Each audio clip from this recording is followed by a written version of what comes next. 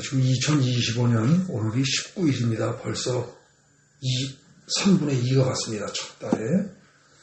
첫 주일 설교가 로마서 12장이었죠. 로마서 12장. 선으로 악을 이기라. 선으로 악을 이기라. 로마서 12장의 맨 끝절 말씀입니다. 선으로 악을 이기라. 이게 연초의 첫 번째 설교니까 아마 올해 한 해는 우리가 여러분도 저도 선으로 악을 이기는 그런 사람이 되어야 할 줄로 믿습니다. 또 그 다음 주에 둘째 주에는 레위기 11장 뭐라고 그랬어요? 제가 농담 비슷하게 젓가락장 그랬습니다. 집어먹는 거, 먹는 거에 관해서 어떤 걸 먹을 거냐, 고기는 어떤 걸 먹고, 물 속에서 나는 건 어떤 걸 먹고, 그 다음에 조류 중에서는 어떤 걸 먹고, 먹을 거에 관한 얘기를 쭉 하는 게 11장입니다. 레위기 11장이에요. 그런데 그 레위기 11장은 단순히 먹는 걸 얘기하는 게 아니라, 너희가 먹을 때조차도 어떻게 하라? 영적으로 생각해야 할 것이 있다. 그걸 제대로 지키는 것들만 주로 먹어라. 그런 얘기를 하는 게 레위기 11장입니다. 그 다음에 신명기 6장은 뭐였죠? 쉐마 이스라엘, 들어라 이스라엘아. 그러면서 하나님 말씀을 잘 듣고 마음에 잘 새겨둬라. 그러기 위해서 너희는 어떻게 해라? 자녀들에게 부지런히 가르치고 네가 계속 그것을 읽고 쓰고 묵상하고 뭐하고 계속 너도 공부하고 해라. 그런 얘기였습니다. 그 다음에 시편 1편은 뭐였죠? 복 있는 사람은 어떤 사람이다? 말씀을 주야로 묵상하는 사람이다. 그랬습니다. 그래서 둘째 주일 설교에서는 레위기 11장, 그리고 신명기 6장, 그리고 시편 1편의 말씀을 토대로 해서 그 세 가지를 다 종합을 하면 어떻게 됩니까? 한마디로 얘기해서 말씀을 되새김질해라 이겁니다.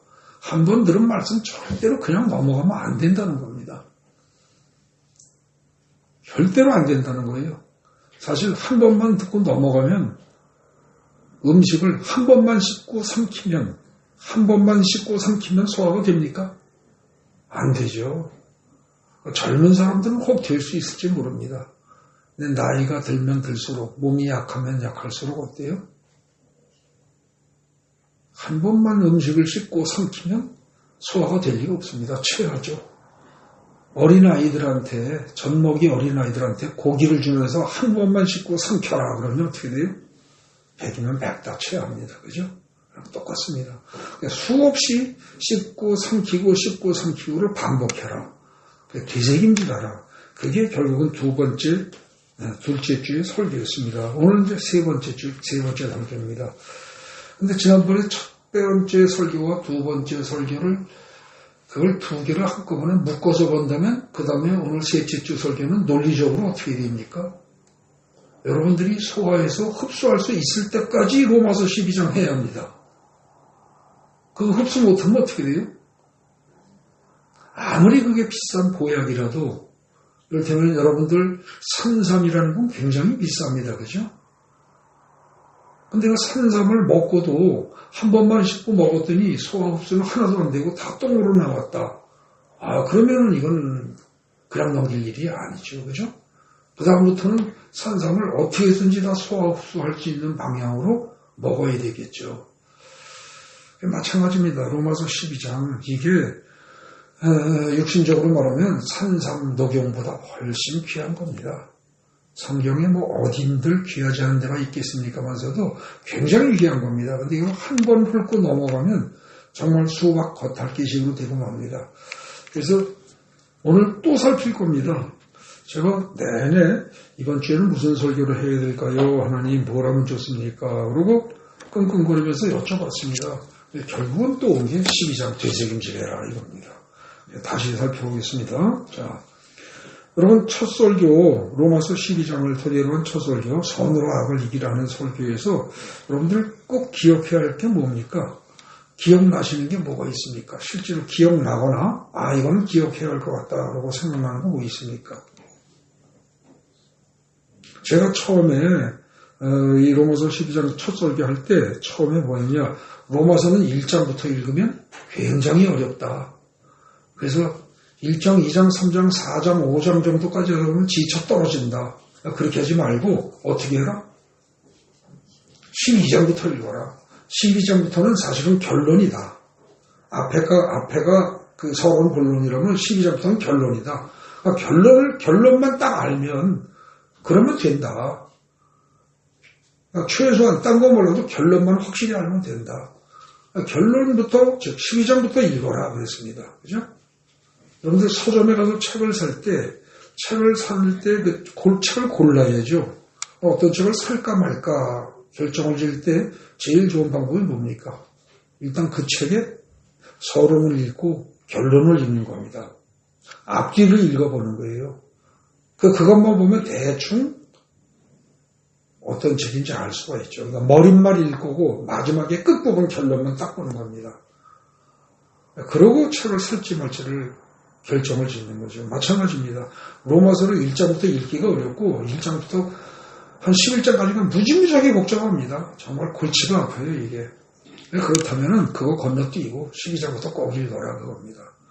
근데 한 번 읽으면 된다? 아니죠. 되새김질하라고 그랬죠.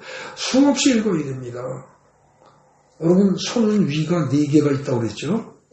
4개가 있는 위에다가 일단 많이 집어넣습니다. 그래 놓고서 가만히 앉아가지고 배 깔고 엎드려서 편안한 자세로 계속 껌 씹듯이 계속 씹어야 됩니다. 그죠? 뱃속에 있는 걸 다시 꺼내서 또 씹고 또 씹고 또 씹고 하는 거죠. 그게 되새김질입니다. 근데 우리가 말씀을 꼭 그렇게 해야 한다는 겁니다. 꼭 그런 식으로. 잘 기억하셔야 됩니다. 그 다음에 이제 그 1절에 나오는 거, 너희 몸을 어떻게 해라? 거룩한 산제물로 드려라. 이것이 너희가 드릴 뭐다? 합당한 예배다 그랬습니다. 합당한 예배다. 이 기절은 외우셔야 합니다. 꼭 외우셔야 합니다. 이것은. 너희 몸을 거룩한 산제물로 드려라. 이것이 너희가 드릴 합당한 예배다. 이건 정말로 외우셔야 합니다. 그 다음에 그럼 그 합당한 예배라는 건 어떻게 하는 거냐? 그걸 설명하는 게 2절입니다. 합당한 예배라는 게 뭐냐? 2절에 보면 어때요? 2세대를 본받지 말아라. 2세대를 본받지 말아라. 그리고 오직 마음을 새롭게 함으로 변화를 받아 하나님의 선하시고 기뻐하시고 온전하신 뜻이 무엇인지를 분별하도록 하라. 간단히 얘기하면 어떻게 됩니까? 2세대를 본받지 말고 하나님의 뜻을 분별해라 이겁니다. 그럼 2세대를 본받지 말고 하나님의 뜻을 분별하려면 일반적으로 어떻게 돼요? 우리의 관심이 세상에 가 있으면 안 됩니다. 하나님의 뜻을 적으면 성경으로 가야 합니다. 말씀으로 가야 됩니다. 그죠? 예. 그래서 오늘 가능하면 로마서 12장의 1절과 2절까지는 무조건 외우십시오. 여러분들 자녀들에게, 나이 어린 자녀들에게 돈을 물려주는 것은 그것은 잊어버리면 그냥 별거 아닙니다. 털어먹으면 다 날아가는 재산이에요.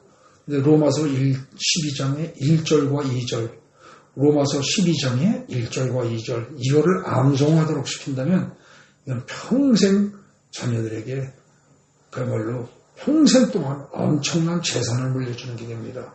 12장 1절, 2절은 꼭 외우시기 바랍니다. 그 다음에 3절부터 8절 내용을 보면 우리는 예수를 머리로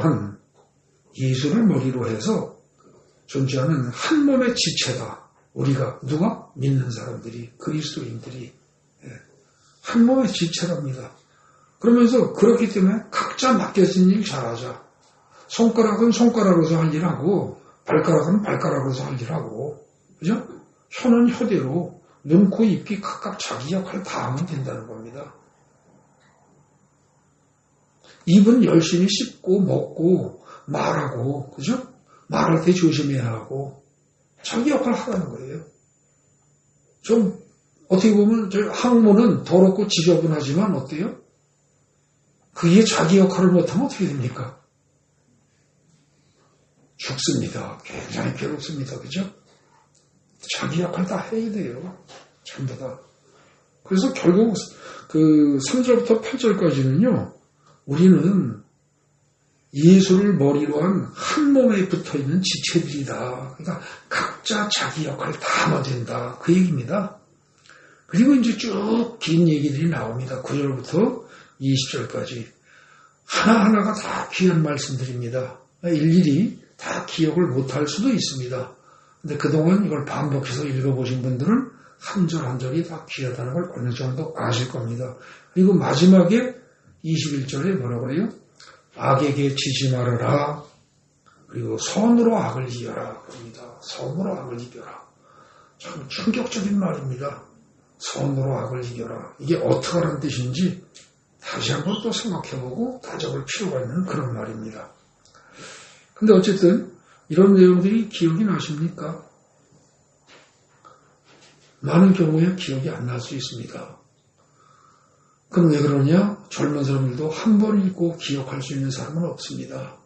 학생들이 공부해도 책 한 번 읽고 시험 봐서 언제 시험을 봐도 100점 받을 수 있다. 그런 사람 있어요? 없습니다. 그죠? 금방 공부하고 금방 시험 본다면 90점 이상을 맞을 수 있을 겁니다. 웬만큼 머리 좋은 사람들은. 근데 1년이 지난 다음에 한 번 읽은 책을 시험을 봤더니 100점 맞는 사람이 있습니까? 없죠. 있을 수가 없습니다. 그렇기 때문에 여러분들 우리는 누구나 다 성경책에 있는 말씀을 계속 반복해서 읽고 보고 듣고 해야 합니다. 그리고 필요하면 써가면서 공부하듯이 학생들 공부하듯이 써가면서 외우면서 뜻을 잘 모르면 그 뜻도 단어 찾아가면서 그렇게 하는 게 정상입니다. 세상 공부도 대학 가기 위해서 쭈라고 해야 되는데 하물며 하나님의 말씀을 공부한다고 하면서 한 번 듣고 그냥 넘어가겠다. 그건 정말로 불경한 거죠. 그죠? 그렇지 않겠습니까? 그러니까 사실은 진지하게 최선을 다해서 반복해야 합니다. 자, 다시 우리 살펴보겠습니다. 1절부터 3절 찾아보십시오. 로마서 12장 피세요.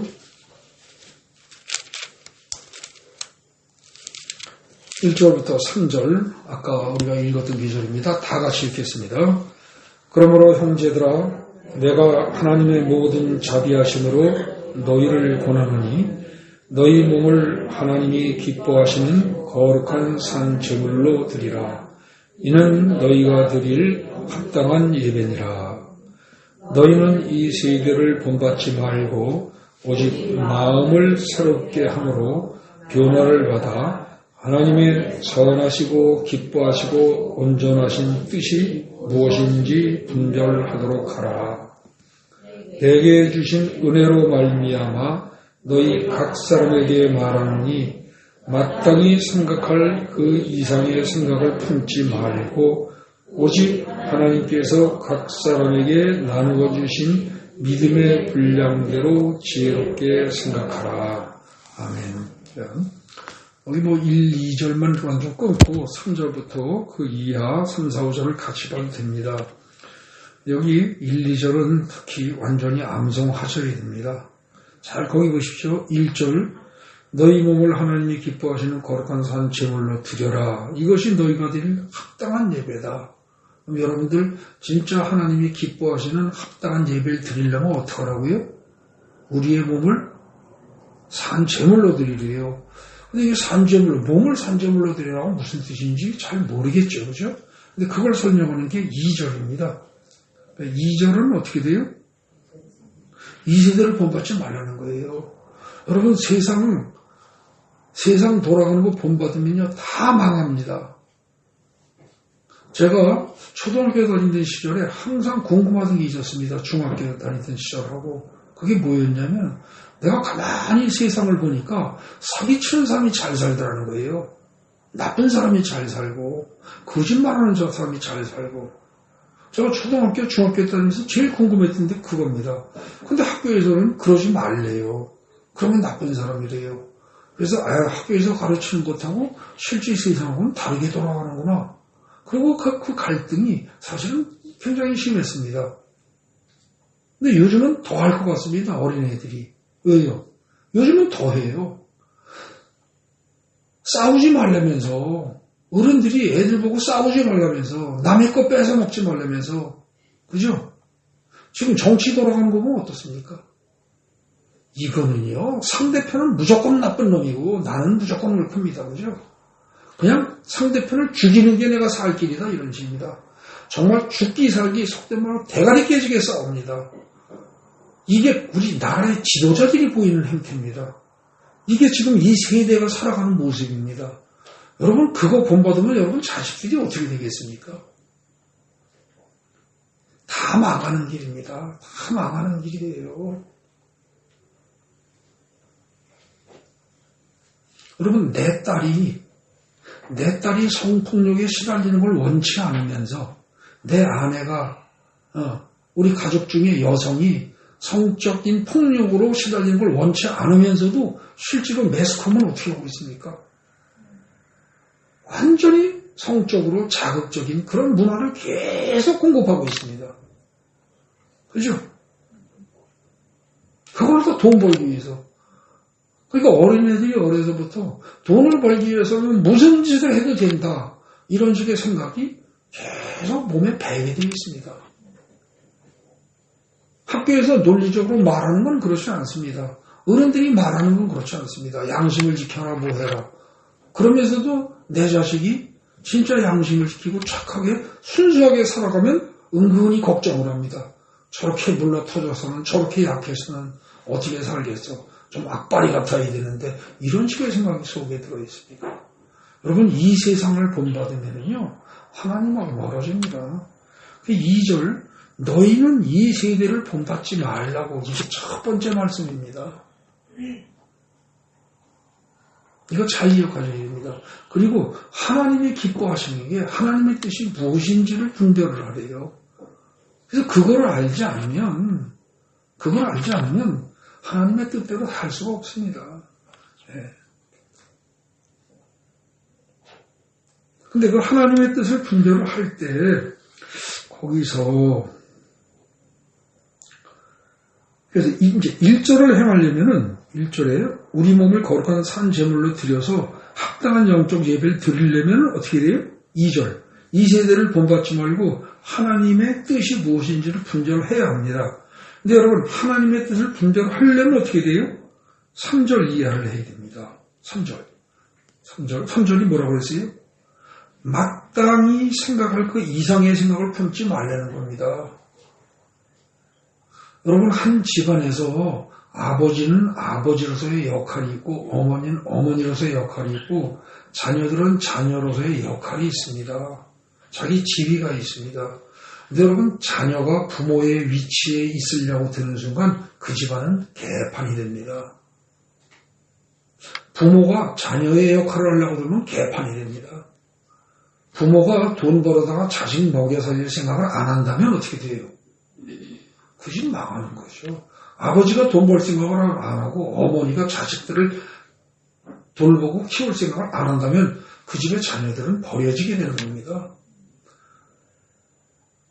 마찬가지로 자녀는 자녀대로 부모를 존경하고 부모의 말씀에 순종하는 게 기본이 돼야지 그거를 거부하고 나가면 그 집안은 깨지는 겁니다. 근데 오늘날의 사회 문화는 어떻습니까? 미친 문화입니다.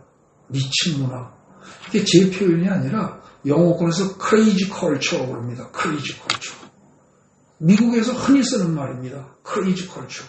문화 자체가 요즘은 미쳐 돌아간다는 거예요. 다 깨트리는 거, 전부 다 깨트리는 걸 좋아합니다. 남녀의 관계도 깨트리고, 남녀가 두 가지라는 사실도 깨트리고, 중성도 있다. 뭐 이러고, 두 가지가 아니라 세 가지다. 이것도 깨트리고, 남녀의 관계도 깨트리고, 역할도 깨트리고, 국가 정부도 깨트리고, 모든 걸 다 깨트린 겁니다.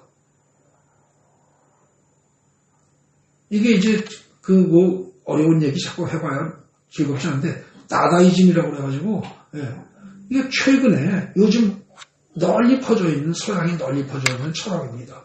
모든 걸 다 파괴하고 깨트리는 게 이게 최고다 이런 식으로 다다이즘. 그걸 갖다가 다른 말로 표현하면 사람들이 미친 문화, 크레이지 컬처 이렇게 얘기를 한다는 거죠. 이거 따라가면 안 됩니다. 그래서 각자 각 사람이 마땅히 생각할 그 이상의 생각을 품지 말아야 됩니다. 아버지는 아버지로서의 책임을 분명히 해야 하고 자기 할 일을 해야 하고 어머니는 어머니, 자식들은 자식들대로 다 자기 역할을 해야 된다는 겁니다. 그리고 믿음도 각 사람에게 나누어 주신 믿음의 분량이 있다는 거예요. 그냥 그것대로 따라가면 됩니다. 그러니까 어떻게 돼요? 어떤 사람이 믿음의 분량이 워낙 적은 사람이 있을 수 있습니다. 그러면 믿음이 좋은 사람들이 그 사람 지적하고 야단쳐라 말아라. 하지 말라는 겁니다. 속에서 열불이 나도. 그 다음에 그럼 믿음이 아주 나쁜 사람이, 좋지도 않은 사람이 믿음 좋은 사람을 어쩌고 하라는 거예요, 말하는 거예요. 하지 말라는 겁니다. 남에 대해서 일체 말하지 말라는 거예요. 각자 자기 믿음 지키면서 자기 역할만 잘해라 그겁니다. 그러면서 4절 이하에서 얘기를 합니다. 자, 4절부터 또 읽어봅시다. 4절, 5절 읽어봅니다. 함께 읽겠습니다. 우리가 한 몸에 많은 지체를 가졌으나 모든 지체가 같은 기능을 가진 것이 아니니 이와 같이 우리 많은 사람이 그리스도 안에서 한 몸이 되어 서로 지체가 되었느니라. 아멘. 여러분, 우리들은 다 한 몸의 지체입니다. 그래서 어떤 사람은 이빨과 같은 사람입니다. 음식을 씹는 게 자기 할 일입니다. 어떤 사람은 혓바닥과 같은 역할을 합니다. 음식을 안에서, 입안에서 씹은 것과 안 씹은 것을 다 움직여줍니다. 그죠? 혓바닥 없으면 씹어집니까? 씹는 것은 이가 씹지만 혓바닥이 진짜 없다고 해보세요. 골고루 씹어줍니까? 안 됩니다. 우리는 무의식 중에 이빨과 혀가 힘을 합쳐서 그리고 볼에 이 살이 같이 힘을 합쳐서 공동으로 작업을 하기 때문에 음식을 씹는 겁니다. 그죠? 거기다 침샘은 침샘대로 침을 내보내기 때문에 이게 또 씹는 겁니다. 이게 침샘이 하나도 안 나와보십시오. 음식 하나 씹어 먹는 거 안 되는 겁니다. 거기다 목구멍에 있는 근육은 근육대로 다 알아서 조절합니다. 모든 것들이 다 협력해서 자기 역할을 하기 때문에 우리가 음식을 먹는 한 가지 행위도 이루어지는 겁니다. 여러분, 우리는 예수를 머리로 하는 한 몸의 지체들입니다. 여러분과 저는, 우리 모두는 전부 다 제가 조금 전에 말씀드린 것처럼 음식을 씹어 먹는 것조차도 어떻다? 이빨과 혀와 입술과 볼의 살과 목의 근육과 이 모든 것들이 다 같이 작용을 합니다. 이빨은 다 똑같습니까? 아닙니다. 이빨도 다 다릅니다. 여러분, 이빨 하나 빠지면 우리는 웬만하면 할 수만 있으면 당장이라도 가서 치과에 가서 돈을 몇백씩 들여가면서 이빨을 다 만들어 놓고 별짓을 다 합니다. 그죠? 왜요? 그거 하나 빠지면 굉장히 불편하죠. 어금니 하나 빠져보십시오. 어금니 하나 빠져보세요. 이게 음식이 잘 씹어지는가? 아니라 말입니다. 앞니 하나 빠져보세요. 하나도 없어도 되는 게 하나도 없습니다. 그죠? 근데 여러분, 우리는 사실은 바로 그런 사람들이라는 거예요. 예수를 머리로 하고 없어서는 안 될, 반드시 있어야 할 사람들이 다 한꺼번에 모여서 하나를 이루는 우리는 그런 지체들이라는 겁니다. 그러면 잘난 놈이 있어요? 없어요? 없어요. 못난 놈이 있어요? 없어요. 무가치한 사람이 있어요? 없어요. 그런데 어금니는 어금니대로 씹고 갈고 앞니는 앞니대로 물어 뜯고 자기 역할을 할 거라 해야 되는데 이 어금니가 미쳐가지고 어느 날 갑자기 앞니한테 너는 비용신같이 너는 씹고 갈지도 못하냐? 이래버리면 그리고 지는 씹을 생각을 안 하고 남을 막 비판을 해요. 그럼 어떻게 돼요? 이 이빨 미친 겁니다. 그죠? 미친 거죠. 그래서 지금 여기 이 로마서 12장의 4절 5절은요. 이와 같이 우리 많은 사람이 그리스도 안에서 한 몸이 되어 서로 지체가 되었다 하는 이 말은 세상은 어떻게 돌아가며 우리는 어떻게 살아야 하는지 여러분들 교회에 왔을 때 교회에 있는 각자는 서로 간에 어떤 관계에 있는 사람들인지를 잘 드러내주는 겁니다. 조금만 생각을 해보면, 묵상을 해보면 이게 드러납니다. 그러니까 여러분들이 현재 여기에 성씨도 다 다릅니다. 누구는 김씨고, 누구는 박씨고, 누구는 최씨고, 모든 다 다릅니다. 그리고 집도 다 따로따로 살고. 근데 여러분들이 다 따로따로 하는 겁니까? 육신적으로 보고 세상적으로 보면 여러분들은 다 따로따로입니다. 심지어 한 집에 사는 부부도 따로요, 부모 자식도 따로고, 형제도 따로라는 겁니다. 육신적으로 보면. 그러나 영적으로 보면 어떻다? 그리스도 안에서, 지금 거기 뭐라고 되세요? 5절에.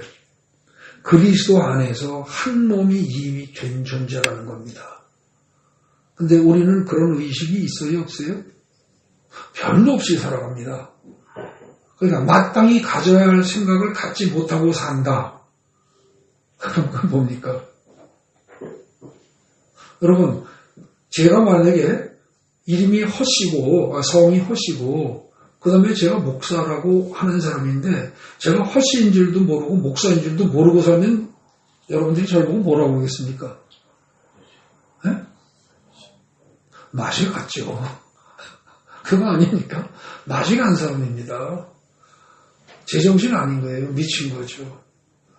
근데 사실은 어떤 면에서 우리의 삶이 하나님이 보시기에 전부 맛이 간 거예요. 자기가 누군지 모르고 살아가니까.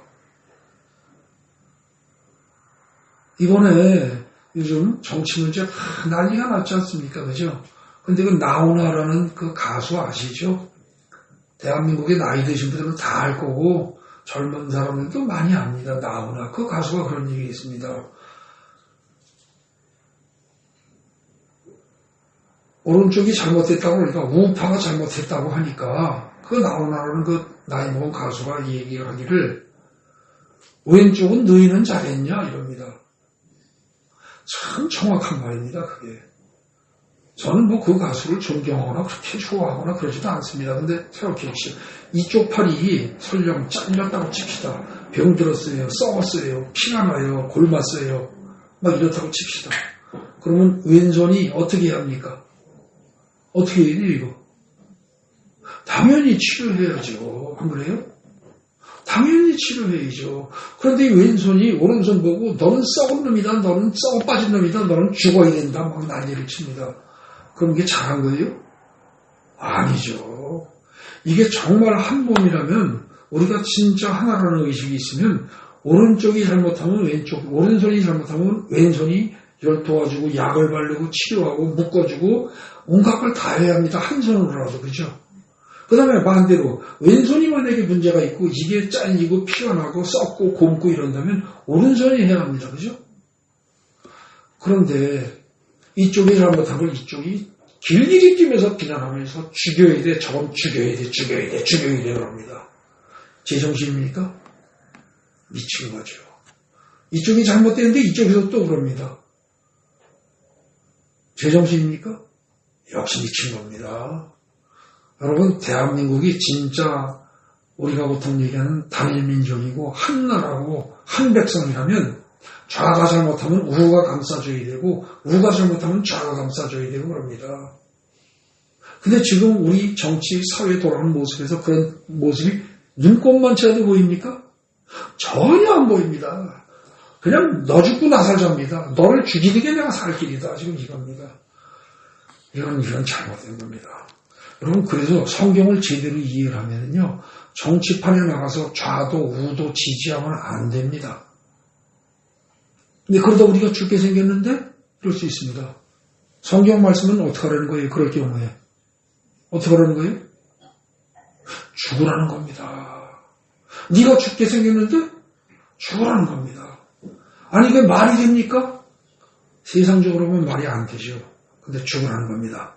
예수도 그렇게 죽었더니 3일도 안 돼서 살려주셨다는 겁니다. 부활시키셨다는 겁니다. 어떤 일이 있어도 싸우지 말라는 겁니다. 어떤 일이 있어도.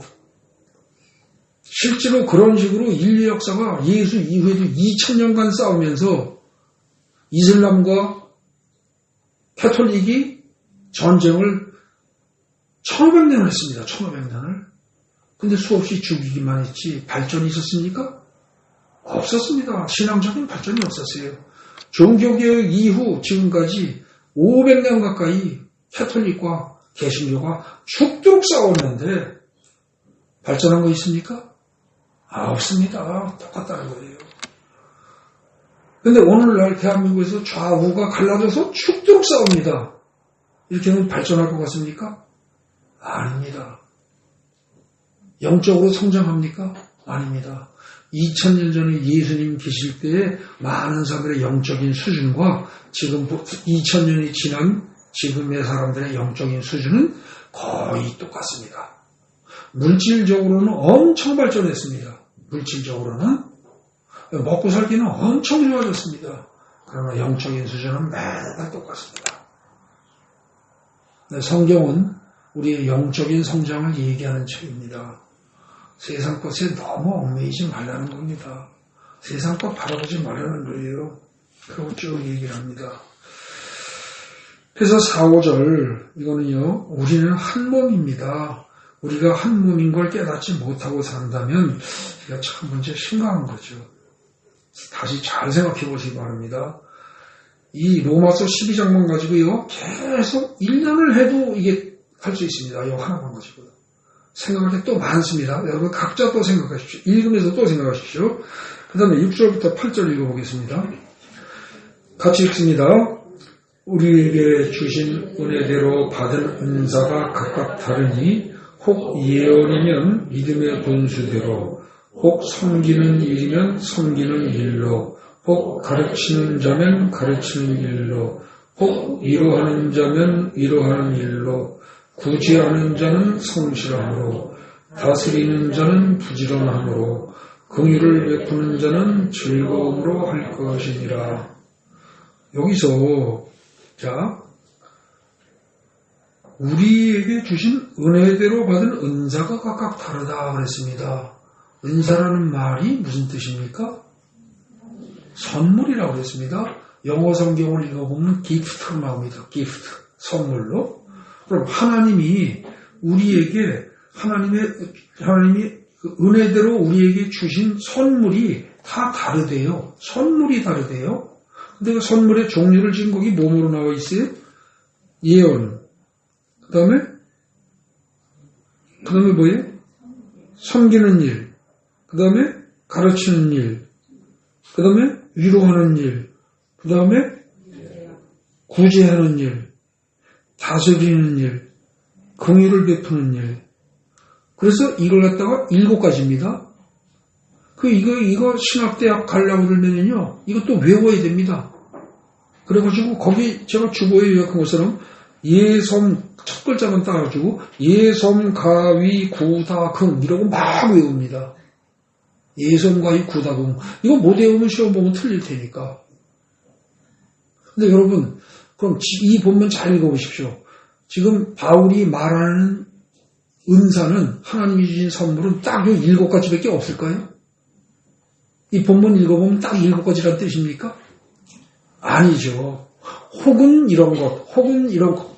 예를 든 게 7가지지 7가지 말고 얼마든지 있을 수 있겠죠. 맞습니까? 우선 그걸 잘 보셔야 됩니다. 하나님이 여러분들에게 주신 선물은 이 7가지만이 아니라고요. 얼마든지 다른 게 있을 수 있어요. 근데 그것이 선물이래요. 선물은 뭐예요? 주는 사람이 그냥 주는 거예요. 원래 줄 거예요? 아니죠. 그럼 거기서 여러분들 예를 들어서 거기서 보십시오. 어떤 사람들 남들 위로를 잘해주는 사람이 있습니다. 그래서 누군가 어떤 사람하고 만나서 이야기만 하면 마음이 편해지고 위로를 받고 그런 사람이 있습니다. 그런 사람의 그런 어떤 그 특징, 장점, 그게 지 능력이라는 거예요? 아니라는 겁니다. 하나님이 그 사람에게 준 특별한 선물이라는 거예요. 그럼 모든 사람이 그럴 수 있다는 거예요? 그건 아닙니다. 그죠? 모든 사람이 누구하고 얘기를 해도 항상 마음을 편안하게 만들어주고 그건 아니에요. 근데 특별히 그런 사람이 있을 수 있다는 거죠. 그런 사람들은 그게 하나님이 그 사람에게 특별히 주신 선물임을 깨닫고 그 선물을 잘 활용해야 한다는 겁니다. 그쯤 되면 여러분들이 각자 받은 선물이, 하나님으로부터 특별히 받은 선물이 무엇이 있는지를 생각해 봐야 됩니다. 그래서 여러분들이 평소에 가만히 혼자 있을 때, 하나님, 저는 어떻게 살아야 합니까? 내가 할 일이 뭡니까? 하나님이 저에게 원하시는 게 뭡니까? 이런 질문을 해볼 수 있습니다. 근데 그때 꼭 해야 할 질문 중에 하나가, 하나님이 저에게 특별히 주신 은사가, 선물이 무엇입니까? 이걸 물어보셔야 됩니다. 그래서 어떤 사람은 그게 구제하는 일일 수 있습니다. 그리고 어떤 사람은 다스리는 일일 수 있습니다. 근데 능력도 안 되는 사람이 다스리려고 들고 남 위에 올라가려고 든다. 그거는 마치 뭐가 똑같아요? 이 속에 있으면서 이빨 노릇을 해야 할 어떤 한 이빨 하나가 이게 꼭대기로 올라가서 맨 위에 있는 눈 역할을 하겠다. 안 되죠. 여러분, 눈 속에 이빨이 들어박혀 있으면 어떻게 됩니까? 큰일 납니다. 그죠? 큰일 나요. 네. 그래서 여기 나오는 내용들 잘 읽어보십시오. 거기 선물, 은사라고 그랬어요. 은사, 그죠? 근데 은사는 7가지만 아니고 얼마든지 더 있을 수 있어요. 근데 그 은사라는 게 아주 비범한 이상한 거예요? 아니죠. 근데 우리 한국교회는 일단 은사란 말을 쓸 때 되게 어떻습니까? 뭐 귀신을 쫓고 그냥 병을 치료하고 말 한마디 탁 하면 그냥 말이 탁탁 그대로 이루어지고 예언도 하고 이런 걸 은사라고 생각합니다. 여러분, 그거는 특별 은사입니다. 특별 은사. 근데 일반 은사라는 게 있습니다. 그 일반 은사가 뭐예요? 지금 여기서 말하는 거기 6절, 7절, 8절에서 말하는 이런 내용들입니다. 이걸 일반 은사라고 그래요.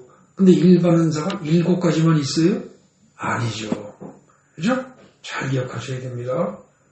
그러니까 여러분들 이를테면 그림 그리는 사람이 그림 그리는 특별한 재주가 있다. 이거 탁월한 은사입니다. 또 음악을 하는 사람들이 음악을 들으면서 특별한 그 음악적인 재주가 있다. 이거 특별한 은사입니다. 여러분들 재주라는 말하고 은사라는 말하고 같은 겁니까? 이게 달라요. 어떻게 달라요? 이거 잘 알아두셔야 됩니다. 은사라는 말은 준 사람이 있다는 뜻입니다. 맞죠? 그렇잖아요. 근데 특별한 재주, 음악적인 재능 혹은 음악적인 재주, 미술적인 재능, 미술적인 재주 이렇게 말하면 그 재주나 재능은 준 사람이 있어요? 아니죠. 준 사람이 누군지 몰라요. 그걸 배제한 채 그 사람이 가지고 있는 특징만 얘기한 겁니다. 그죠? 재능이나 재주란 말을 쓸 때는 음악적인 재주가 있어, 미술에 재능이 있어 이런 말을 할 때는 그 사람이 어디서 받았는지 그런 재능이 어떻게 생겨나는지는 말을 하지 않은 채 그냥 그런 특징만 있다는 걸 얘기할 때는 재주나 재능이란 말을 씁니다. 근데 성경에서는 재주나 재능이란 말을 거의 안 씁니다. 그 대신 뭘 써요? 은사란 말을 씁니다. 은사란 말을 쓰는 것은 차이가 뭐가 있죠? 재주, 재능보다. 그것을 주신 분이 누구다? 하나님이다를 강조하는 겁니다. 하나님이다. 여러분, 그래서 예고를 간다. 음악이든 미술이든 체육이든 뭔가 특별한 그런 것들을 보통 사람들 하지 않는 특별한 것들을 자기 전공으로 삼는다. 그 사람들은 하나님이 재주를 주신 겁니다. 근데 그걸 모른 채 자기의 재주로만 생각을 하면 어떻게 돼요? 하나님을 무시하는 거죠. 하나님을 배제하는 겁니다. 그러면 이건 굉장한 불경죄에 해당합니다. 할아버지가 손주가 이쁘고 귀여워서 선물을 사다 줬더니 사다 준 할아버지는 안중에 없고 오로지 선물에만 관심이 있습니다. 그리고 평생 그렇게 살아갑니다. 그 선물만 신경 쓰고 그리고 준 사람이 누군지는 전혀 생각 못합니다. 그렇게 산다면 평생을 그런다면 어떻게 돼요? 그거는 아주 불경한 겁니다. 그죠? 여러분, 이게 굉장히 중요한 포인트입니다. 은사라는 말을 성경에서 쓰면서 재주라는 혹은 재능이라는 말로 바꿔 쓰지 않는 이유는 뭐다? 하나님과의 관계성을 인정하느냐 안 하느냐 그 차이입니다. 근데 여러분 이 하나님과의 관계성이란 말은 굉장히 중요한 거예요. 여러분들이 지금 이 자리에 와서 예배를 드리는 순간에도 하나님이 여기 계시다고 믿는 사람들은 이 자리에 보이지 않아도 이 자리에 하나님이 계시다고 믿는 사람들은 하나님이 현재 나와 관계가 있음을 인정하는 사람들입니다. 그런 사람들은 예배 중에 졸거나 딴짓을 할 수가 없을 겁니다. 하나님이 오고 계신데, 그죠? 그런데 만약에 하나님과의 관계성을 인정하지 않으면 교회 나와서 굳이 열심히 들을 필요도 없고, 그죠? 그 다음에 그냥 설교가 제일 중요하다고 생각이 되면 설교만 딱 듣고 끝나자마자 싹 나가도 되는 거고, 네, 이렇게 생각할 수 있습니다.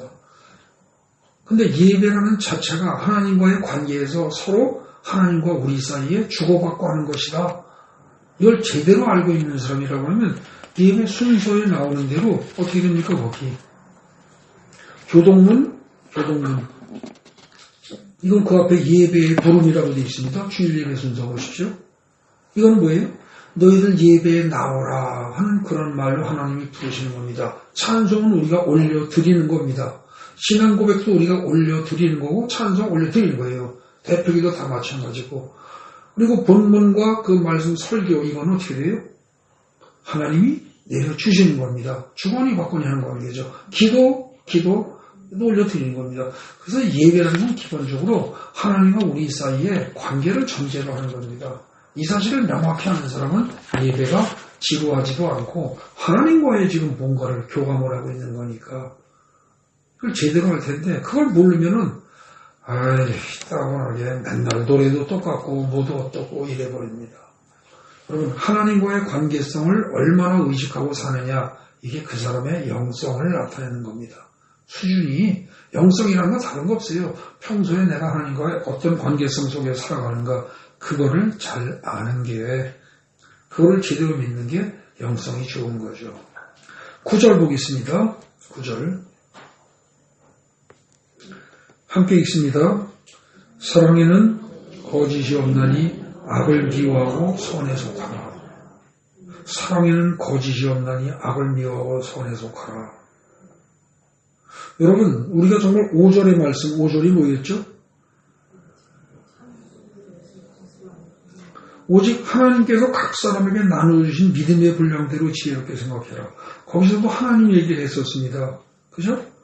그리고 그런데 이 5절의 말씀처럼 그리고 그리스도 안에서 5절에서 뭐라고 그랬어요? 5절에서 그리스도 안에서 한 몸이 됐다고 그랬어요. 그리스도 안에서 한 몸이 되어서 서로 지체가 되었다면 우리는 그리스도 안에서 한 몸이 되었으니까 사랑 안에서 9절처럼 사랑의 거짓이 있을 수가 없습니다. 왜? 예수 안에서 그리스도 안에서 한 몸이 되었는데 그리스도가 거짓말합니까? 그리고 악을 행합니까? 아니죠. 저절로 이건 그렇게 될 수밖에 없습니다. 네. 하나님의 아들 예수 그리스도 안에서 이미 한 몸이 되었기 때문에 서로 사랑하지 않을 수가 없습니다. 근데 교회에서 분란이 일어난다? 갈등이 생긴다? 파벌이 생긴다? 이거는 뭐예요? 그리스도 안에서 있지 않다는 증거입니다. 그래서 이런 것들을 실제로 꼼꼼하게 세세하게 하나하나 다 살핀 게 로마서 다음 책이 뭡니까? 로마서 다음에 나오는 성경이 고린도전서입니다. 고린도전서에 나오는 내용이 사실은 로마서에 나오는 내용 중에서 로마서에 나오는 내용을 실제로 구체적으로 상세하게 다 설명한 겁니다. 이게. 그 다음에 10절부터 13절 읽겠습니다. 10절부터 함께 봅시다. 형제를 사랑하여 서로 우애하고 존경하기를 서로 먼저 하며 부지런하여 게으르지 말고 열심을 품고 주를 섬기라. 소망 중에 즐거워하며 환난 중에 참으며 기도에 항상 힘쓰며 성도들의 쓸 것을 공급하며 손 대접하기를 힘쓰라. 여러분 9절에 사랑에는 거짓이 없나니 악을 미워하고 선에 속하라 그랬는데 이 구체적으로 어떻게 하는 말인지 모르겠죠. 그걸 구체적으로 어떻게 하라는 걸 보충 설명해 주는 게 지금 읽은 10절부터 13절까지 말씀입니다. 어떻게 하라고요? 악을 미워하고 선에 속하는 방법이 첫째, 형제를 사랑하래요. 그리고 서로 사이좋게 지내고 존경하기를 서로 먼저 하고 존경하래요. 우습게 보지 말고 상대편 우습게 보지 말고 저 인간은 무슨 배운 게 없어. 돈도 없어. 차도 적고 옷 입은 것도 꾀지지. 생긴 것도 못생겼어. 이런 식으로 남의 단점 부족한 것만 자꾸 들어서 무시하지 말고 서로 존경하래요. 그걸 존경하기를 서로 먼저 하래요. 그 다음에 부지런하여 게으르지 말고 열심을 품고 주를 섬기래요.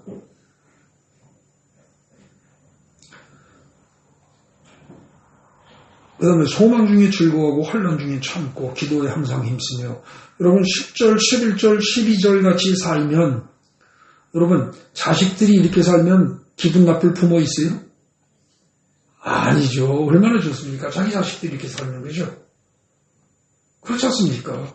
하나님도 마찬가지입니다. 하나님의 자녀들이 그렇게 살라는 거예요. 그러면서 13절에 성도들의 쓸 것을 공급하며 손대접하기를 힘쓰라 그랬습니다. 어떻게 하라는 거예요? 성도들 중에서 교회의 성도들 중에서 누구 가난한 사람이 있고 어려운 사람이 있으면 절대 그냥 넘어가면 안 된다는 겁니다. 여러분 여기 입이 찢어서 피가 나면 이거는 이 손이 약 발라주고 치료하고 병원 가서 돈 들이고 이건 하는데 발가락이 찢어지고 잘라지고 피가 나면은 발은 더러운 놈이니까 병원에 안 갑니까? 말이 안 되죠. 그죠? 진짜 한 몸이라면 여러분들 내 집에 한 지붕 밑에서 같이 먹고 사는 내 식구들만 행복하면 되는 게 아니고 나와 떨어져서 따로따로 사는 성씨도 다르고 그런 사람들의 고통도 내 고통으로 여길 줄 아는 사람이 그게 뭐예요? 그게 그리스도인이라는 겁니다. 그러니까 이게 이런 그 성경 말씀에서 벗어날 수 있는 사람이 나는 이거 다 지키고 있어 이럴 수 있는 사람이 있어요 없어요? 거의 없습니다. 거의. 잘 생각해야 합니다. 거기다가 지금 13절에 성도라는 말이 나옵니다. 성도. 이 성도라는 말의 원어를 살펴보면 어떻게 되냐면 거룩한 자입니다. 거룩한 자들. 근데 성경에서 말하는 거룩하다는 건 뭐예요? 하나님을 위해서 따로 분리된 것, 따로 구분한 것, 혹은 하나님을 위해서, 혹은 하나님과의 관련성 속에서 따로 세상의 것과는 다르게 구분해 놓은 것, 이게 거룩한 겁니다.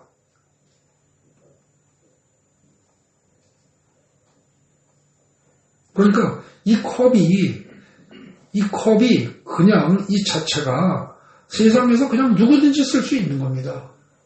그런데 이게 일단 하나님의 거룩한 제단 위에 올려놨다 그러면 이 컵은 거룩하다고 합니다. 여기에 신령한 무슨 능력이 있어서 거룩한 게 아니고 이건 뭐예요?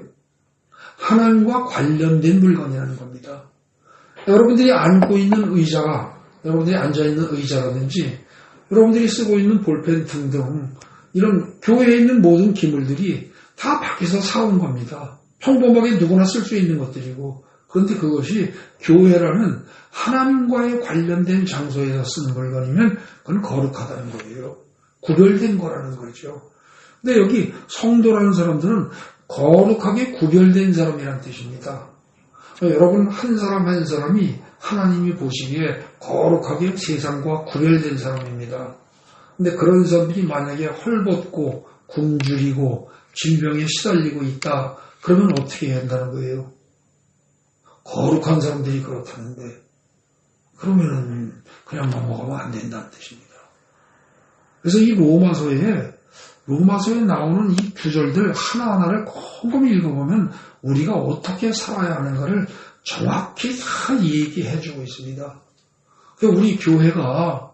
우리 교회는 지금 이제 개척한 지 9년, 이제 그 정도쯤 됐습니다만, 우리 교회가 건축헌금을 내라고 한 적이 한 번이 없습니다, 이제까지.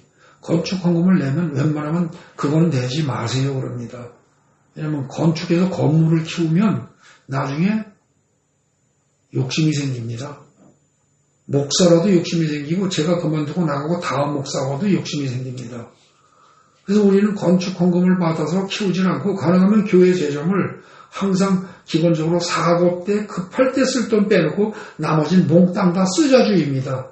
근데 쓰자고 해서 떡 싸먹고 놀고 먹고 쓰는데 그렇게 쓰는 게 아니라 우리 교인 내에서 어려운 사람 있으면 돕자입니다. 그게 첫 번째입니다. 해외 선교 그건 나중 얘기입니다. 우리 내부에서 굶어 죽는 사람이 있고 그래서 혹시라도 시달리다가 자존심 체면 때문에 말도 못하고 그냥 애를 쓰고 그냥 그러다가 혹시라도 돈 문제로 자살하는 사람이 생긴다. 그거는 그 교회는 썩은 교회라는 얘기입니다. 그래서 그거 막으려고 우리 내부에서 돕는 것부터 합니다. 내부에 힘든 사람 지원하는 것부터. 그렇게 하고 여력이 생기면 다른 교회 돕습니다. 다른 교회. 그리고 다른 교회 돕는 것도 충분히 하면서 혹시 또 필요하면 어떻게 돼요? 그 다음에 교회 아닌 다른 사람들, 외부도 도울 수 있습니다. 네. 그런 것들을 원칙을 분명히 알아둬야 합니다. 그리고 그걸 여러분들이 이 교회만이 아니라 여러분들의 각 삶도, 가정에서의 삶도 그 원칙을 분명히 알고 실천하면서 사는 사람들이 그게 거룩한 사람들입니다. 그 거룩한 사람들을 영어로 말할 때 뭐라고 그래요? 세인트입니다. 세인트. 성자. 여러분, 세인트라는 글자가 들어가는 유럽의 도시들이 굉장히 많습니다. 뭐 있어요? 네? 많아요. 무슨 성당 그럴 때 뭐예요? 유럽에 있는 큰 교회들, 성당, 그거 부를 때 앞에 성자가 붙잖아요. 그게 다 세인트입니다. 그죠? 그 다음에 또 뭐 있어요? 굉장히 많아요, 저건. 지명에도, 네? 지명이라든지 그런 데도 이 세인트가 들어오는 데가 굉장히 많습니다. 근데 그게 거룩한 사람 그런 뜻입니다. 여러분, 이 거룩하다는 말, 성도라는 말, 성도는 성자들이에요. 거룩한 사람들이에요. 근데 여기서 말하는 거룩한 사람들이 저 캐톨릭에서 말하는 성자의 반열에 든 특별한 사람들 그런 뜻이에요? 아니에요. 여기서 성도들의 쓸 것을 공급하며 손대접하기를 힘쓰라 그랬을 때 이 성도는 누구예요? 여러분 하나하나 다입니다. 전부 다예요. 근데 그들이 쓸 것을 공급하래요. 그리고 그들이 손님으로 왔을 때 절대 그냥 보내지 말래요. 대접할 수 있는 거 최대한 하라는 겁니다. 여러분 우리가 항상 이런 마음으로 산다고 해보세요. 좋은 세상이죠. 그게 천국입니다. 그래서 여러분 천국을 기독교에서 말하는 천국은 죽은 다음에 가는 것 그런 측면도 있습니다. 그런데 그 이전에 하나님의 말씀에 따라서 우리가 삶으로서 이 세상에서 서로 뜯어먹고 서로 사기치고 베껴먹고 도둑질하고 남 죽이고 이렇게 살아가는 세상에서 거짓말하고 이런 세상에서 정반대로 하나님의 뜻대로 살아가는 사람들의 세상으로 만드는 것 그런 일을 하는 사람들 그게 거룩한 사람들입니다. 그 점을 잘 알아두시기 바랍니다. 14절부터 나오는 내용들 시간 관계상 거의 조금 간단히 넘어가겠습니다. 14절부터 19절까지 이것 좋은 얘기입니다. 너희를 박해하는 자를 축복하라. 축복하고 저주하지 말라. 시간 관계상 제가 빨리 하겠습니다. 즐거워하는 자들과 함께 즐거워하고 오는 자들과 함께 올라. 서로 마음을 갖춰요. 높은 데 마음을 두지 말고 도리어 낮은 데 처하며 스스로 지혜 있는 채 하지 말라. 아무에게도 악을 악으로 갚지 말고 모든 사람 앞에서 선한 일을 도모하라. 할 수 있는 대로 너희로서는 모든 사람과 더불어 화목하라. 19절 내 사랑하는 자들아 너희가 친히 원수를 갚지 말고 하나님의 진노하심을 맡겨라. 기록되었을 때 원수 갚는 것이 내게 있으니 즉 하나님에게 있으니 내가 하나님이 갚으리라고 주께서 말씀하셨느니라. 하나도 빼놓을 수 없는 하나하나가 귀한 말씀입니다. 그런데 여기서 여러분들 조심할 게 있습니다. 19절 있죠? 19절. 이 19절이 빠지면은요. 19절이 빠지면 그 다음에 어떻게 됩니까? 윤리도덕과 똑같습니다. 세상 윤리도덕과. 그죠? 세상 윤리도덕에서도 어떻게 해요? 14절, 15절, 16절, 17절, 18절, 18절 이런 얘기 다 하잖아요. 20절. 근데 여러분 세상 윤리 도덕과 하나님의 말씀의 차이점은 뭐예요? 딱 19절 때문입니다. 19절이 뭐예요? 너희가 친히 원수를 갚지 말고 누구한테 맡겨라? 하나님한테 맡기라는 겁니다. 여기서 하나님과의 관계성이 나옵니다. 여러분 이거를 인정하는 사람은 그리스도인이고 이거를 인정하지 않고 예를 들어서 14절 너희를 받게 하는 자를 축복하라 축복하고 저주하지 말아라 즐거운 자들과 함께 즐거워하고 오는 자들과 함께 울라 서로 마음을 같이하며 어쩌고 이거는요 유교에서도 얘기하고요 불교에서도 얘기하고 도교에서도 얘기하고 전 세계 내놓으라고 잘났다고 윤리도덕을 좀 안다는 사람들은 다 얘기합니다. 전부 다. 이게 세상의 윤리도덕입니다. 근데 세상 윤리도덕과 하나님의 말씀의 차이는 딱 한 가지입니다. 뭐라고요? 19절에 나온 것처럼 누구와의 관계성 속에 생각을 한다? 하나님과의 관계성 속에 생각하는 겁니다. 막 저런 놈은 죽어마땅하고 저거는 정말 없어야지 이게 세상이 아름답게 될 것 같고 그렇게 느낄 때가 있습니다. 그죠? 여러분들 안 그러십니까? 지금 오늘날 우리 사회에서 여기서 아주 어린 애들은 모르겠습니다. 그러나 뭐 대학생 이상 정도 되는 20세 이상 정도 되는 젊은이들이라면 지금 정치 보는 거 보고 뭐 좌파 혹은 우파 쪽에 어느 한 입장이 있지 않겠습니까? 그게 있는 사람이라면 내가 만약에 좌파라면 우파의 저런 놈들은 다 죽여야 되는데 싹 썰어버려야 되는데 이럴 겁니다. 근데 내가 만약에 우파라면 어떻게 돼요? 저 좌파 저런 놈들은 진짜 아주 깡그리 박멸을 해야 되는데 또 이럴 겁니다. 여러분 근데 성경은 뭐라 그래요? 너희가 싹깡그리 쓸어버리고 너희가 박멸하고 그럴 생각하지 말라는 거예요. 19절에. 그건 누구한테 맡겨라? 하나님이 하신다는 거예요. 너희의 고난이 아니라는 겁니다. 이거 잘 알아두셔야 됩니다.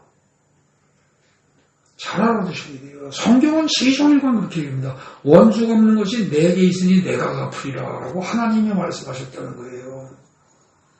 여러분 이 생각을 제대로 하면은요 여러분들 심사가 편합니다. 여러분 질병이 빨리 났습니다. 어젯밤에 저한테 근 10년 만에 어떤 목사님이 전화를 했습니다. 뭐라고 하냐면은 목사님 들어서 아시는지 모르겠습니다만 사실은 제가 암에 걸렸습니다. 그래서 지금 거의 죽을 지경입니다. 근데 진통제를 몰핀을 써도 통증이 안 가라앉습니다. 죽을 맛입니다. 그러니 통증이라도 가라앉혔으면 좋겠습니다. 그리고 한 10년 정도 만에 제가 아는 어떤 목사님이 전화를 했어요. 제 첫 대답이 그거였습니다. 요즘 정치 뉴스 보십니까? 본대요. 그거부터 끊으십시오. 그거 안 끊으시면 당신 병 치료 못합니다. 닥쳐가서 얘기했습니다. 제가 좀 심하다는 생각 드시죠? 근데 그렇지 않습니다. 제가 왜 그랬냐면 그 사람이 10년 전부터 그 정치적으로 색깔이 워낙 뚜렷해가지고 뭐 어느 당을 지지하는 사람하고는 꼴도 보기 싫다 이런 사람이었습니다. 어느 당을 지지하는 사람은 자기 인간으로 안 본다. 어느 당을 지지하는 사람은 밥도 같이 안 먹는다. 그런 사람이었습니다. 근데 그 사람이 지금 자기가 24시간 통증이 계속되는데도 그 자기 말로는 그럽니다. 뭐 그전처럼 그렇지는 않지만 그래도 뉴스를 보면서 대충 돌아가는 건 봅니다. 그러더라고요. 그거 딱 끊으십시오. 그거 안 끊으면 저 같은 사람 100명이어도 못합니다. 내가 그랬어요. 왜요? 여러분 그 사람이 어느 당을 지지하는 사람은 밥도 같이 안 먹고 꼴도 보기 싫다. 이 생각을 그냥 가지고 있는 사람이 지금도 그 통증 속에서도 계속 그 뉴스에 신경을 쓰고 본다는 얘기는 돌아가는 걸 계속 보고 있다는 얘기는 자기 생각이 바뀌었다는 뜻입니까? 안 바뀌었다는 뜻입니까? 안 바뀐 겁니다. 자기 목숨이 왔다 갔다 하고 통증이 24시간 지속이 되는데 그걸 못 바꾼 겁니다. 근데 성경 말씀은 뭐라고 그랬어요? 누가 판단하고 누가 정죄하고 누가 다 원수 갖고 한다? 하나님이 하신다고 그랬습니다. 로마서 12장은 거기 19절 말씀을 잊어먹은 겁니다. 로마서 12장의 19절 모든 건 하나님이 다 알아서 처리하신다. 이걸 빼놓고 15절을 생각해 보십시오. 올 즐거워하는 자들과 함께 즐거워 오는 자들과 함께 울라. 이걸 빼놓고 15절을 해석하면 어떻게 됩니까? 큰 문제가 생깁니다. 왕년에 뭡니까? 무슨 사건이에요? 배 홍당 빠져가지고 노란 리본 많이 세월호 사건. 세월호 사건 때 계속 민주당에서 강조하면서 사람들을 계속 끄집어뜨리고 이러면서 막 난리를 쳤던 그게 바로 뭡니까? 그때 교회에 다니는 사람들 중에서 좌파 목사 중에서 강조한 게 15절입니다. 즐거워하는 자들과 함께 즐거워 오는 자들과 함께 울라라고 했는데 어쩌자고 배에 빠져서 그렇게 많은 사람이 죽었는데 교회가 가만히 있는단 말이냐. 우리는 우는 자들과 함께 울어야 한다. 다 나와라 다 나와라 노란 리본 달아라 달아라 이랬단 말입니다. 여러분 여기서 속으면 안 됩니다. 그 말씀은 14절 단락 전체를 다 봐야 됩니다. 19절까지 같이 봐야 됩니다. 만약에 노란 리본을 달아라 그 자리에 나와라 나와라 했는데 안 나오는 사람이 있다고 칩시다. 그러면 그 사람에 대해서 어떻게 해야 합니까? 나쁜 놈 그러면 됩니까? 믿음이 없는 놈, 저 생각이 짧은 놈, 돌대가리, 이러면 됩니까? 안 되죠. 그러는 순간 그 사람은 뭐예요? 자기가 하나님 역할을 하는 겁니다. 자기가 그렇게 믿으면 그냥 조용히 나가서 하면 되는 겁니다. 근데 그걸 남에게 강요하는 순간 그 사람은 뭐예요? 15절은 지키되 19절은 어긴 겁니다. 이해되십니까? 15절은 지켰는지 몰라요. 그런데 15절에 우는 자들과 함께 울라는 지켰는지 모릅니다. 그런데 19절은 지킨 거예요? 안 지킨 거예요? 안 지킨 거죠. 그러면 15절은 지켰는지 몰라도 14절은 지킨 겁니까? 아니죠. 박해하는 자들도 축복하고 저주하지 말라고 그랬는데, 그죠? 박해도 안 하고 단지 자기네 생각대로 그 자리에 참석 안 한 자를 가지고 막 손가락질하고 이러면은 이게 제대로 된 거예요? 안 된 거예요? 안 된 거죠. 제가 언제인지 정확히 기억은 안 나지만 대통령이 비행기를 탔는데 그 비행기가 추락해야 된다고 열심히 기도했다고 큰 소리 치는 신부가 있었습니다. 그죠? 아시죠? 기억하시죠? 그 사람은 지금 어떻게 된 겁니까? 14절에 비춰보면 그리스도인입니까? 아닙니까? 아닙니다. 19절에 비춰보면 그리스도인입니까? 아닙니까? 아닙니다. 한마디로 심하게 얘기하면 미친놈입니다. 신부 아닙니다. 성직자 아니에요. 성경을 바로 읽어야 됩니다. 제가 강조해서 얘기합니다. 14절부터 20절 단락까지 21절까지는 전체를 한 단락으로 보면서 해야지 이 중에서 한 절만 뽑으면 어떻게 된다? 15절만 뽑으면 선동하는 데 써먹기 좋습니다. 그죠? 선동하는 데 써먹기 좋아요. 그 다음에 18절만 따로 빼보십시오. 그럼 어떻게 돼요? 할 수 있거든 너희로서는 모든 사람과 더불어 화목하라. 이것만 싹 빼면 어떻게 돼요? 기회주의자가 되기 쉽습니다. 그죠? 기회주의자. 이쪽에 붙었다 저쪽에 붙었다 왔다 갔다 하면서 눈치 살살 봐가면서 살아가는 인간 되기 쉽습니다. 그래서 여러분 특히 조심할 건 여기 그리스도인의 생활이라고 요약된 14절부터 20절 요 단락까지는 항상 어떻게 봐야 돼요? 같이 봐야 됩니다. 특히 뭐를 빼지 않고 19절 하나님이 모든 걸 판단하신다. 하나님이 지금 보고 계시고 하나님이 다 알고 계시다는 사실을 항상 염두에 두면서 즐거워하는 자들과 함께 즐거워하고 오는 자들과 함께 울 것이고 자기가 높은 데 있다고 생각하지 말 것이고 등등 나머지를 다 봐야 됩니다. 하나님과의 관계성을 배제한 채 윤리 도덕적인 주장을 하는 사람들은 기독교인 아닙니다. 그런 사람들은 절로 가든지 이슬람을 믿든지 그 밖에 딴 거 지인들 하고 싶은 대로 하라고 하십시오. 하나님과의 관계성을 고려하지 않으면서 정의 실천 무슨 모임 어쩌고저쩌고 하는 사람들 다 사기꾼들입니다. 전부 다 비성경적으로 사는 사람들입니다. 잘 보십시오. 그렇게 되면은 지금 기독교인이라고 하면서도 모여서 우리 사회에서 정의를 구현한다, 뭐 어쩐다 이런 단체들 중에서 하나님의 말씀은 하나님의 근거에서 판단하지 않은 채 자기들이 생각하는 윤리 도덕으로 밀고 나가는 집단들이 의외로 굉장히 많습니다. 전부 다 사입입니다. 분명히 알아두시기 바랍니다. 오늘 굉장히 중요한 거 제가 말씀드립니다. 목사라고 다 목사가 아니고요. 그 다음에 정치적으로 좌파, 우파, 어쩌고 저쩌고 그러고 뭐 TV에 나왔다 무슨 대단히 이름이 널리 알려졌다. 그게 중요한 게 아닙니다. 중요한 건 뭐예요? 19절입니다. 여기 이 말씀을 진짜로 어찌 보면 12장에서 제일 중요한 말씀 중에 하나가 19절입니다. 이 말씀을 항상 머릿속에 넣고 살아가는 사람이면 평신도래도 그 사람은 하나님이 기뻐하시는 사람입니다. 그런데 이걸 잊은 채 15절 같은 거 이거 주장하는 사람들 그 사입이 사꾼 목자입니다. 목자 아닙니다. 분명히 알아두시기 바랍니다. 이해되십니까? 여러분들 정확한 돈을 가지고 가시기 바랍니다. 20절 이거 무슨 뜻이죠? 원수가 줄이거든 먹이고. 여러분 원수가 줄이면 먹이고 싶은 사람이 있습니까? 안 됩니다. 근데 성경은 반대로 하는 겁니다. 원수가 줄이는데 먹이래요. 우리 같으면 보통 우리 심상으로는 어떻습니까? 원수가 줄여요. 그러면 꼴 좋다. 신난다 이러지 않겠어요? 근데 먹이랍니다. 목마르거든 마시게 하라는 겁니다. 그렇게 하는 게 뭐다? 숯불을 그 머리에 쌓아놓는 것과 같다. 숯불을 머리에 쌓아놓는다? 이건 뭐예요? 일단 따뜻하게 해주는 겁니다. 그렇게 해석할 수 있어요. 근데 여기다가 숯불을 올리면 어떻게 돼요? 으악! 하고 정신이 번쩍나겠죠. 그죠? 정신 차리게 할 것이다 얘기입니다. 회개하게 한다 얘기예요. 근데 원수를 꼴보기 싫은 인간을 회개하는데 어떻게 회개하게 만드는데 어떻게 하라고요? 죽이거든 먹이고 목마시거든 마시게 하래요. 근데 이거를 계속해도 못 알아듣는 경우는 어떻게 돼요? 성경은 분명히 얘기합니다. 교회 이름으로 지적할 땐 지적하고 권면할 때 권면하고 그래도 안 되면 어떻게 돼요?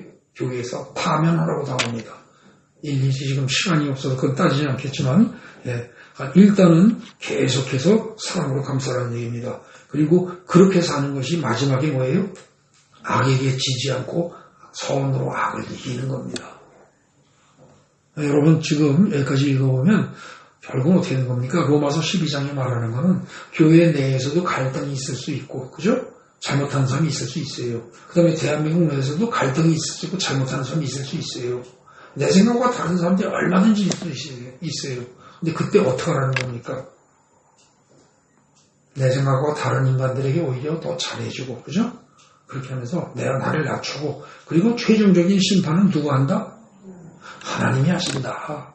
그걸 믿고 살라는 겁니다. 그러다가 내가 손해 많이 보면 어떻게 해요? 손해 좀 보라는 겁니다. 그러다가 죽으면 어떻게 해요? 성경은 여러분 인정하기 싫고 듣기 거북하겠지만 죽으라는 겁니다. 그러다가 교회 망하면 어떻게 해요? 걱정 마라. 망하면 내가 살린다는 겁니다. 그게 성경이 진짜 하는 말입니다. 그래서 우리가 지금 세상이 어떻게 돌아가고 어쩌고 저쩌고 해도 제가 여러분들한테 나가서 좌파 혹은 우파에서 어느 한쪽에 서가지고 죽기 살기 뭐 합시다 소리 안 하는 겁니다. 근데 여러분들 중에서 누가 나가는 사람이 있다. 좌파로 나가든 우파로 나가는 사람이 있다. 그러면 저는 그걸 권하지는 않습니다. 당신의 믿음이 정 그렇다면 말리진 않겠다. 그러나 성경을 잘 읽어봐라. 로마서 12장 잘 읽어봐라. 그럼 여기서 나가라고 말하고 있지는 않습니다. 유튜브에도 요즘 그럽니다. 비겁한 목사들 다 앞으로 나와라. 지금은 나올 때다. 이러고 막 선동하는 유튜브도 나옵니다. 여러분 비겁해서가 아니라 성경이 그렇게 말하고 있지 않다는 점을 아시기 바랍니다. 이러다가 만약에 민주당이 이렇게 돼가지고 거기가 그쪽에서 보기 일이 잘 돼서 공사나 되면 어떻게 해요? 하나님이 건지린다는 겁니다. 그래도 만약에 이렇게 되다가 저희 민주당이 아닌 반대쪽에 여당에 국민의힘 쪽이 득세를 하면 어떻게 돼요? 그렇게 되면은 좌파 쪽에서 보기엔 세상 망할 것 같지만 절대 안 망한다는 겁니다. 좌파에서 보기에 망할 것 같은 세상도 하나님은 절대 안 망하게 하시고 우파에서 보기에 망할 것 같은 세상이 돼도 절대 안 망하게 하신다는 거예요. 그런데 만약에 내가 원하지 않는 세상이 오면 어떻게 된다? 하나님이 알아서 판단하셔서 그 세상 만드신 거라는 거예요. 그대로 순종하라는 겁니다. 그러다가 고생하더라도 할 수 없다는 거예요. 여태까지 너희들이 죄를 많이 졌기 때문에 그 정도 고생을 해야 된다는 겁니다. 죄가 관영할 때까지 하나님은 참으십니다. 근데 정 안 되면 노아의 홍수로 싹 쓸어버리기도 하시는 분입니다. 그 모든 것을 하나님이 하신다는 걸 알고 너희가 괜히 앞서서 흥분하고 난리치지 말라는 겁니다. 그런다고 될 일이 없다. 그러니 힘들고 어렵고 혼란한 세상일수록 더욱 어떻게 해라? 마음을 하나님만 바라보고 하나님께 기도하면서 내면으로 침잠에 들어가서 내 심령 속에 있는 하나님의 나라를 너희가 누려라 그 얘기입니다. 여러분 정치가 혼란하고 사회가 혼란할수록 여러분들이 기도를 하면서 마음속에서는 진정으로 하나님 나라를 체험하는 그런 여러분 되시기 바랍니다. 실제로 그럼 세상 문제는 어떠하냐? 하나님이 다 아십니다. 그걸 믿는 게 그리스도인이고 그걸 믿도록 하기 위해서 성경의 수많은 역사적 사건들을 기록하고 있는 겁니다. 그 사실을 알고 잘 생각을 정리하시기 바랍니다. 마지막 결론입니다. 로마서 12장을 반복해서 소리내어 천천히 읽어보십시오. 처음엔 마음에 찔리는 게 있을 겁니다. 그게 회개하는 겁니다. 그러나 반복해서 읽다 보면 점차 마음이 편안해집니다. 평강이 올 겁니다. 더 나아가서 마음이 즐거워지는 걸 느끼게 될 것입니다. 기쁨이 올 것입니다. 이것이 시편 1편 2절에서 오직 여호와의 율법을 즐거워하여 그의 율법을 주야로 묵상하는 사람이 얻게 되는 일차적인 행복입니다. 그래도 또 계속해서 로마서 12장을 소리내어 읽고 듣고 묵상해 보십시오. 그러다 보면 우리의 혼과 영을 찔러 쪼개기까지 하는 하나님의 말씀이 여러분의 생각만이 아니라 여러분의 행동과 여러분의 삶까지 변화시켜 가시는 걸 느끼게 될 것입니다. 결국 시편 1편 3절에서 말하는 물가에 심겨진 나무처럼 항상 열매가 풍성한 그런 삶을 살게 될 겁니다. 그런 축복을 받게 되는 거죠. 마지막으로 한 가지 더 말씀드리겠습니다. 12번에 나옵니다. 여러분 오늘 우리가 부른 찬송가 430장 보십시오. 430장 거기 가사가 어떻게 되어 있죠? 시간이 좀 길어졌지만 말씀은 꼭 드리겠습니다. 주와 같이 길 가는 것 즐거운 일 아닌가. 우리 주인 걸어가신 발자취를 밟겠네. 한 걸음 한 걸음 주 예수와 함께 날마다 우리 걸어가리. 430장 그랬습니다. 여러분 이 노래 누구나 다 즐겨 부르는 노래입니다. 근데 여기서 주와 같이 길 가는 게 어떤 거죠? 주와 같이 길 가는 게 뭡니까? 주님 걸어가신 발자취를 밟는 게 뭡니까? 한 걸음 한 걸음 주 예수와 함께 날마다 걸어가는 게 뭡니까? 주님이 보여야죠. 주님이 손이 있어야 잡죠. 이거 그냥 뜻도 모르고 계속 불러오지 않았습니까? 근데 여러분 여기서 주와 같이 길 가는 게 사실은 뭡니까? 말씀 항상 묵상하고 사는 겁니다. 왜 그렇게 말할 수 있습니까? 말씀이 예수고 말씀이 하나님이라는 사실을 요한복음 1장의 앞부분에서 아주 처음부터 얘기하고 있습니다. 태초에 말씀이 계시니라 그 말씀이 하나님과 함께 계셨으니 그 말씀이 곧 하나님이다 그랬습니다. 그렇죠? 그리고 그 말씀이 육신이 되어 오신 분이 누구다? 예수님이다 그랬습니다. 그러니까 말씀이 곧 하나님이고 말씀이 곧 예수입니다. 그러니까 어떻게 돼요? 그리고 그 말씀이 주입니다. 그러니까 주와 같이 길 가는 것 즐거운 일 아닌가 그럴 때 주와 같이 길 가는 게 실제로 예수님이 살아있는 모습으로 오셔가지고 우리하고 같이 가는 거 그거 기다리고 여러분 살면 평생 동안 그 일 안 이루어집니다. 그런데 주와 같이 길 가는 게 뭐예요? 말씀과 같이 살아가는 겁니다. 말씀과 같이 인생길을 살아가는 거예요. 말씀을 항상 내 마음속에 넣고 살아가는 겁니다. 그런데 말씀을 읽지도 않고 넣지도 않으면 어떻게 돼요? 소가 자기 위에 속에다가 풀을 많이 집어 넣어놔야 가만히 있을 때 먹을 게 없을 때 되씹고 반추라고 그러죠. 되새김질을 하는데 집어 넣지도 않으면 씹을 게 있어요? 없어요? 없는 거죠. 여러분 찬송가 430장에서 주와 같이 길 가는 것 이게 즐거운 일이고 날마다 우리가 주 예수와 함께 날마다 걸어가겠다. 이건 항상 말씀 묵상하겠다. 항상 말씀 읽고 듣고 묵상하겠다는 뜻입니다. 이 뜻을 모른 채 그냥 노래만 부르는 그런 여러분 되지 않기 바랍니다. 찬송가 430장 이번 주 내내 들으시면서 로마서 12장 이번 주 내내 듣고 읽고 묵상해 보시기 바랍니다. 아시겠습니까? 꼭 그런 은혜가 임하길 바랍니다. 그래서 진실로 주와 같이 길 가는 여러분 되시기 바랍니다. 기도하겠습니다.